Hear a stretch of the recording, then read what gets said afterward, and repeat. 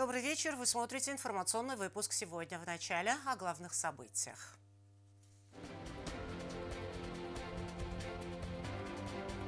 Развитие образовательной среды и совершенствование системы подготовки кадров. Состоялась пресс-конференция министра образования и науки Риммы Плиевой. Деятельность Вадима Тедеева стала ключевым фактором в укреплении позиции русского языка в республике. Указом президента России за большой вклад в сближение и взаимообогащение культур ректор Госуниверситета награжден медалью Пушкина. Инвестиционный проект по созданию тепличного хозяйства в республике успешно реализован. Продукция доступна покупателю с марта текущего года.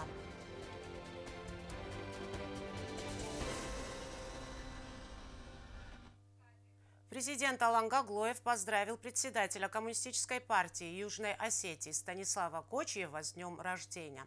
Глава государства отметил значительный вклад Станислава Кочиева в становление и развитие государственности республики, подчеркнув его многолетнюю и активную парламентскую работу.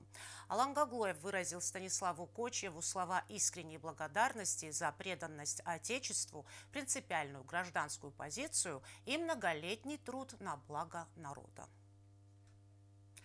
В Южной Осетии глубоко признательны Валентине Матвиенко за последовательную поддержку, личный вклад в становление и развитие отношений с Российской Федерацией.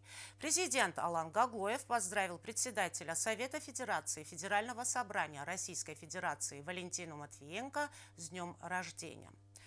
Вы вносите весомый вклад в социально-экономическое развитие страны и укрепление авторитета Российской Федерации на международной арене.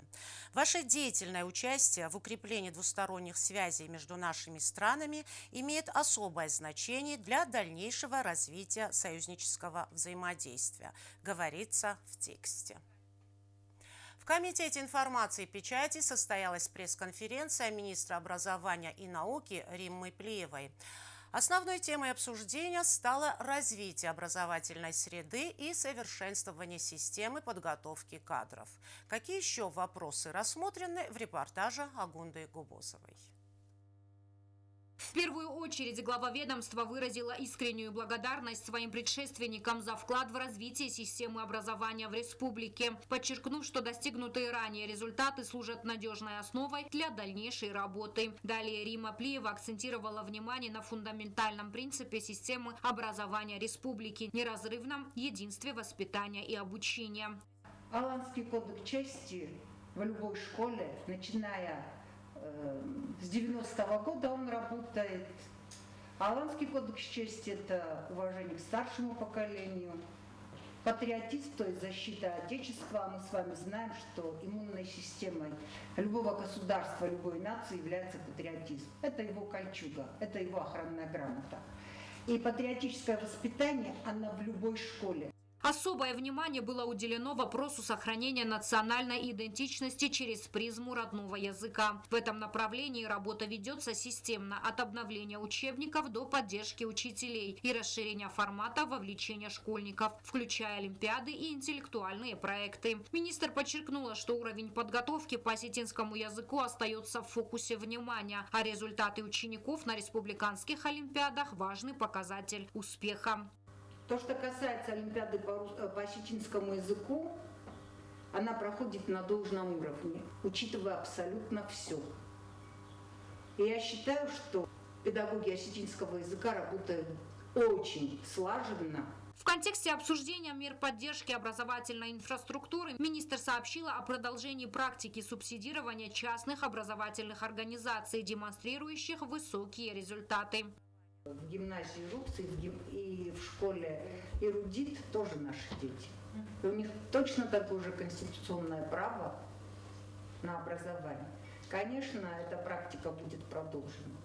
В вопросе материально-технического оснащения образовательных организаций министр признала, что текущий уровень требует совершенствования. Тем не менее, ведется планомерная работа в этом направлении по мере выделения соответствующих ресурсов.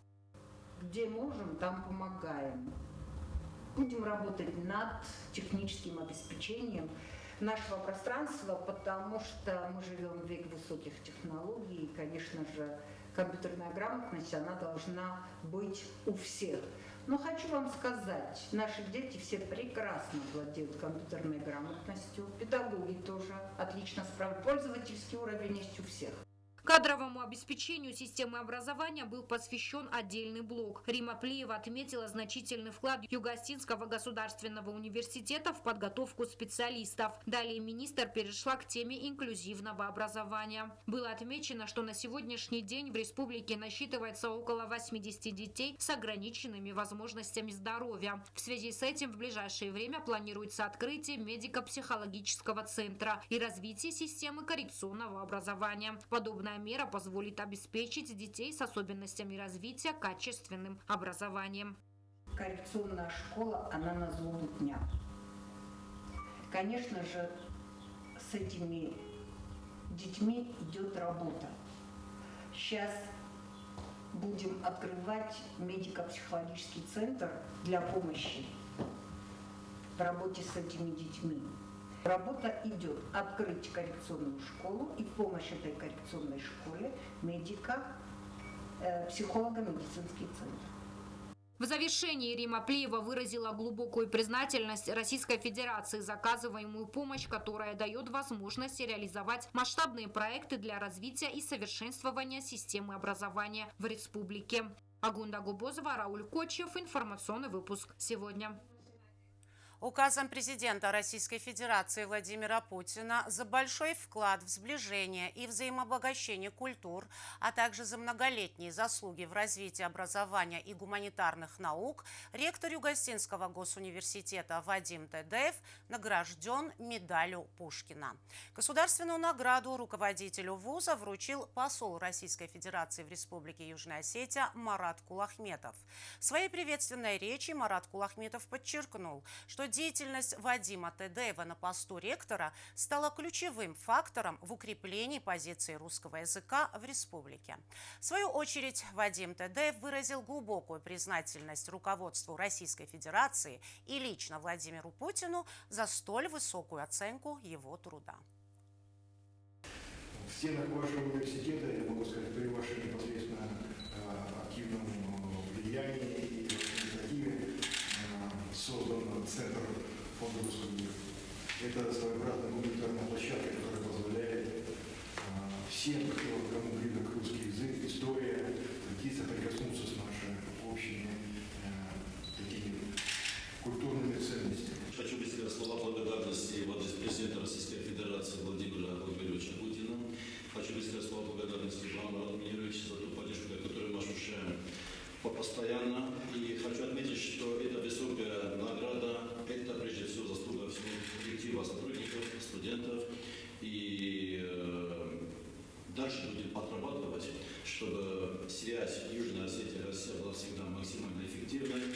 Вы знаете, что наш университет уделяет большое внимание сотрудничеству с вузами и с научными организациями Российской Федерации. И дальше будем более эффективно сотрудничать. И та поддержка, которая есть от руководства Российской Федерации, та поддержка, которая есть от конкретных ведущих вузов Российской Федерации, нашего тима.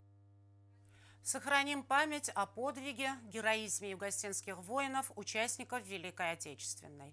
Именно этой благородной цели способствует объявленный президентский конкурс «3 столетия ратной славы воинов Южной Осетии».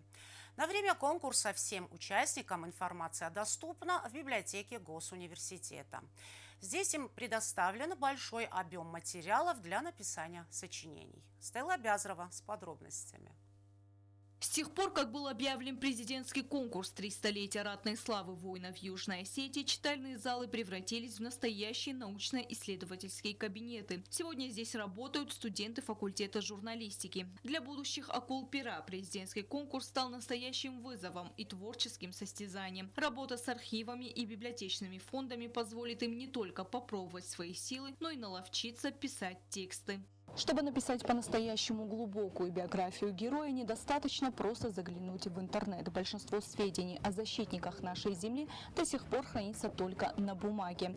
Библиотека ЮОГУ сегодня золотой фонд нашей памяти. Здесь на этих полках хранится сотни томов от уникальных краеведческих изданий до архивов времен Великой Отечественной войны. И самое главное, руководство университета приняло беспрецедентное решение. На время конкурса весь этот колоссальный объем материалов доступен не только научному сообществу и студентам вуза, но и всем участникам конкурса биографических сочинений. Югостинский государственный университет буквально открыл свои сокровища для всех жителей республики. Библиотека наша располагает богатым книжным фондом по всем предметам, по научной литературе, в том числе о Великой Отечественной войне, об истории Осетии, начиная с древнейших времен. О геноциде у нас много литературы тоже есть. И все могут прийти, попользоваться. Ну, кое-что у нас в единичных экземплярах, редкие книги. Попользоваться здесь можно. Они у нас все отсканированы в электронной библиотеке. И, пожалуйста, любой может прийти, скачать на флешку, так современным языком, и пользоваться нашей библиотекой. Студентки первого курса факультета журналистики Диана Гулиева и Елена Кумаритова пока не решили, какую тему возьмут за основу сочинения, но точно знают, что примут участие в конкурсе. Пока они погружаются в архивы и ищут материал. Девушки отмечают, Южная Осетия богата героями, и выбрать одного очень сложно. Я узнала об этом конкурсе, и меня очень сильно заинтересовала эта тема, и я решила принять участие в этом конкурсе. И вот я пришла в библиотеку поискать материал, что мне больше интересно, и написать об этом. Я хочу выбрать тему по нашей истории, как вот существовали наши предки, как они звались, и их исторические события, что с ними происходило. Определиться с тематикой им, конечно, помогают работники библиотеки. Они заинтересованы не меньше самих участников конкурса. Ведь главная цель мероприятия – сохранение памяти о подвигах наших предков. К участию в конкурсе приглашаются не только студенты, но и школьники с 8 по 11 класс. Работы могут быть выполнены как в рукописном, так и в печатном виде на остинском или русском языке. Объем сочинения не должен превышать 10 страниц. Обязательным условием является наличие титульного листа с указанием информации об авторе. Итоги конкурса будут подведены 15 мая, в День осетинского языка. Стелла Бязарова, Азамат Кудзиев, Зарина Таттаева. Информационный выпуск сегодня. Инвестиционный проект по созданию тепличного хозяйства в республике смело можно назвать успешным. Продукция стала доступна покупателю в марте месяце. Особое внимание уделяется технологии выращивания овощей. Главный критерий – экологическая безопасность. Напомним, проект был заявлен на Международном экономическом форуме «Южная Осетия. Горизонты инвестиций» в сентябре прошлого года. Тему продолжит Зарина Кучева. В Южной Осетии успешно реализуется инвестиционный проект по созданию тепличного хозяйства. Впервые за долгие годы в республике началось выращивание помидоров и огурцов в производственных масштабах. Сельхозпродукция уже сейчас пользуется большим спросом у населения республики. Товар поступил на прилавки овощных магазинов в прошлом месяце. Посаженный 25 января. У меня 26 марта первый урожай. Моя полная мощность уже рахичастам где-то 15-20 февраля. Предполагается, конечно, ордеги и теплица сищастам 30-32 тонн читрита. И на мета около 35 тонн помидоров. Подекру то, что объем Южной Осетии на был не реализовать канен Кодовдиса растак умагаска даже фогдарнакана. Инвестиционный проект реализует российская компания «Земля» во главе с исполнительным директором Аланом Гаглоевым. Инвестором проекта выступает наш соотечественник, бизнесмен Леонид Гаглоев. На сегодняшний день они делают все возможное, чтобы для жителей республики их продукция была максимально доступна.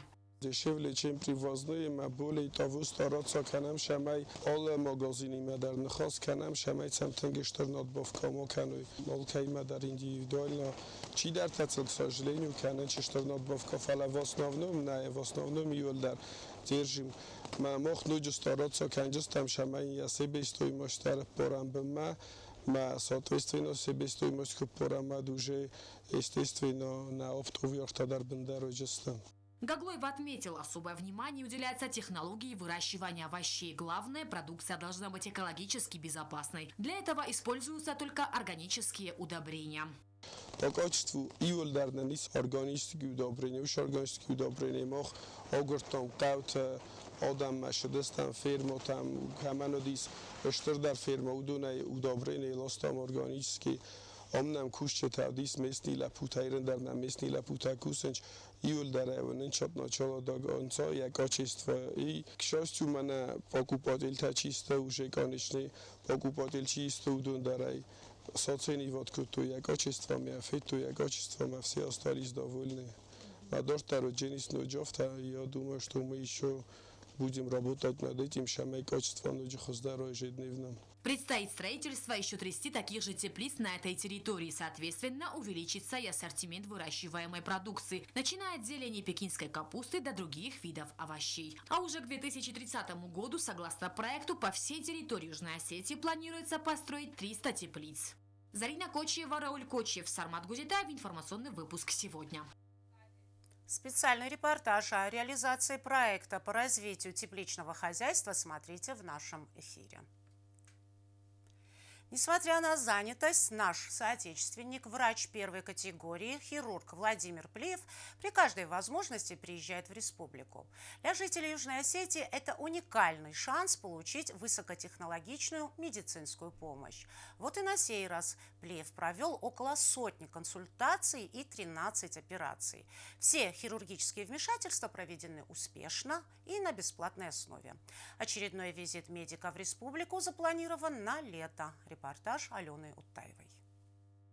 Врач первой квалифицированной категории, хирург-колонопроктолог, выходец из Южной Осетии Владимир Плиев очередной раз приехал на родину и за несколько дней провел более 90 консультаций и 13 операций. Для местных жителей его приезд – это уникальная возможность получить высокотехнологичную помощь, не выезжая за пределы страны. Плиев отметил, что все операции прошли без осложнений. Все прошло стандартно.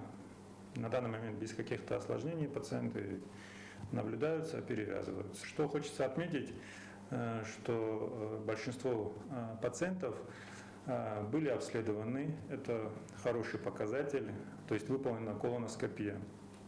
Вот, то есть народ заинтересован, народ обследуется и проверяется, и это очень хорошо. Если что-то выявляется, то выявляется, как правило, на ранних стадиях. Для этого и нужна в том числе и колоноскопия, эндоскопические обследования.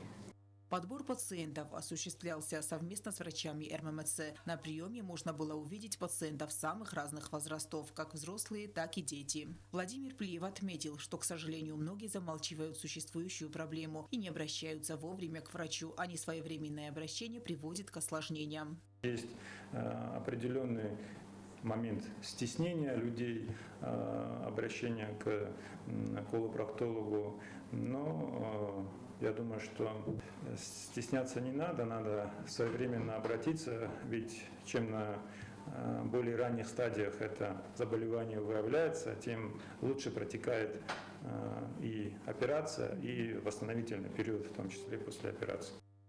Хирург, имя которого уже известно далеко за пределами республики, использует любой отпуск или профессиональную командировку, чтобы приехать на родину. Его график был расписан буквально по минутам. Консультации, плановые операции, которые он проводит на бесплатной основе. Владимир Плиев работает в Санкт-Петербурге в клинике Медиона Парнас. Очередной визит в Южную Осетию врач-колонопроктолог планирует в середине лета. Алена Уттаева, Алим Бетаев, Зарим Арсоева. Информационный выпуск сегодня. 7 апреля – день рождения легенды осетинского радио Донары Кумаритовой. Она была голосом, символом эпохи, олицетворением профессионализма и всенародного признания. До последних дней она не оставляла любимую работу. Донара ушла из жизни на 71-м году, имея за спиной не менее 40 лет актерской и дикторской работы. Входя в каждый дом, ее голос рассказывал нам о событиях, происходящих в республике.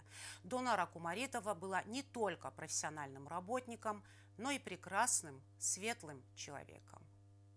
Զորս խինվալ, նեժնար ռադիոմա խուշտա խուշարիրեշտոնը պատսախադուն ռադիո եկուշտ կենե։ Ալը բինոնթեն, ալը խազարանդեր, անեն իշզինատ, əmə բərքատ։ Сегодня мы вспоминаем женщину, чей голос стал звуковым кодом Родины для целых поколений. Если бы в советское время провели опрос «Голос – национальное достояние», победу без сомнения одержала бы Дунара Александровна Гумаритова. Для многих жителей Цхинвала понятие «Родина» началось именно с ее интонации. Не с картинки, а со звука, который раздавался из тарелки под потолком рано утром. Это был эталон литературного осетинского языка, чистого, правильного, того, которым редко говорили на улице, но который все хотели слышать по радио. У нее была безупречная дикция, своеобразный тембр голоса, который не забывался никем и всеми воспринимался на ура. Буквально женщина, которую все считали своей. Она приходила ко всем домой своим голосом, своей информацией. И все люди ждали от ее голоса, потому что ее голос внушал доверие, что мы живы, что наша республика жива. В то время почти в каждом доме был радиоприемник, и хозяева знали расписание передач так же хорошо, как свои имена. Особенно ждали воскресного утра, выпуска по вашим заявкам. Дунара Гумаритова была не просто диктором, она была проводником культуры, голосом, который объединял разрозненные аудитории в единую нацию. Некоторое время диктор номер 1 проработала под началом Станислава Кочева, в 90-е годы возглавляющего Министерство информации и печати республики. Особо дарование Дунары проявилось ее патриотизм, ее гражданская позиция, ее убежденность в правоте нашего дела появился во время последних событий в новейшей истории. Дунара была из плеяды мхатовцев. Она окончила школу-студию при МХАТе, выходила на сцену театра. Это давало ей ту самую закадровую харизму, которой невозможно научиться по инструкции. Коллеги всегда вспоминали ее железную профессиональную хватку. Она отключала микрофон на долю секунды, чтобы поправить воротник, и включала снова, не давая техническому браку разрушить магию эфира. Для нее не существовало слова «ляп». Дунара Александровна стояла у истоков не только радио, но и телевидения Южной Осетии. Именно ее голос гремел с главной площади республики во время парадов. Я профессионал живу в Хайкужура, в одном мою хабар загана, мы фотографируем стаж радио Костан, а мы радио уж мы додис проводный радио как он чует. Я зарвал радис Россия, чегана на республика, чеган юж талди мог мавдойт, дарна мавдойт. Фалавы меня каски, вот таролы будут что досты эфира, шарта кутуйну хабартам. Но судьба этой великой женщины была полна драматизма. Рано ушел из жизни муж, талантливый художник Таурбек Гаглоев. Она потеряла единственную дочь, Марину, после чего осталась с внуком на руках. Однако личная боль никогда не просачивалась в эфир. Для слушателей она всегда оставалась воплощением спокойствия и достоинства. Дунар Александрович скот алдимогов тавди штургуймак стейкот профессионал в тамай дарудис шек профессионал штур профессионал. Я зону жинатанан радовой датта сармагундай махикуй рокенжнан манани урухта дар вахта кутка касон рост кутка улафан вич хедарним упражнением дариман башамутта разумница кутта. Дунара Гумаритова ушла из жизни в 2008-м, но ее голос остался в памяти тех, кто застал эпоху проводного радио, как символ связи, времен и несгибаемости духа. Эльвира Тибилова, Заур Устав, Зарина Таттаева. Информационный выпуск сегодня. Ежегодный турнир по волейболу среди юношей завершен. 8 команд из числа учащихся городских школ республики показали интересную игру и хорошую спортивную форму. В целях популяризации здорового образа жизни организаторы планируют проводить больше спортивных мероприятий среди школьников. О победителях и призерах прошедшего турнира нам расскажет Алина Ильфимова.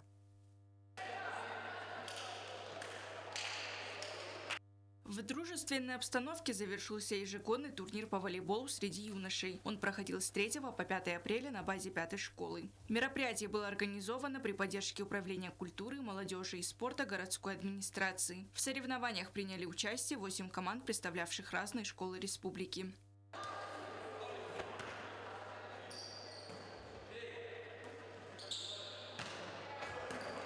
По итогам турнира лучшие команды были награждены грамотами и призами, а отличившиеся игроки отмечены специальными наградами. Победителем соревнований стала команда первой городской школы. Второе место заняла гимназия «Альбион», а третье место – ребята из 6-й школы. Их капитан Хитак Битеев рассказал о том, как готовились к турниру.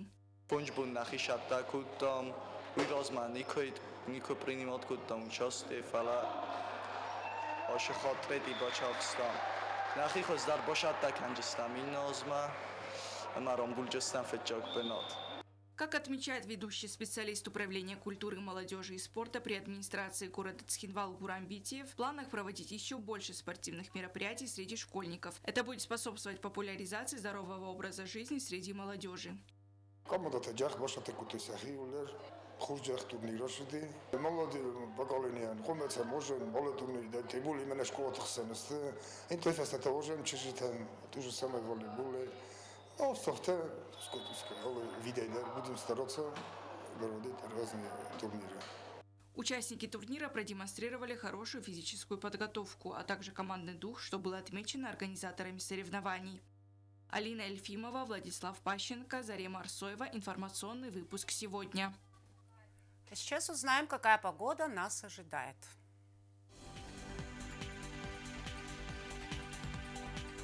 В республике переменная облачность. В Знаурском районе небольшой дождь, днем плюс 10, ночью 2 градуса тепла.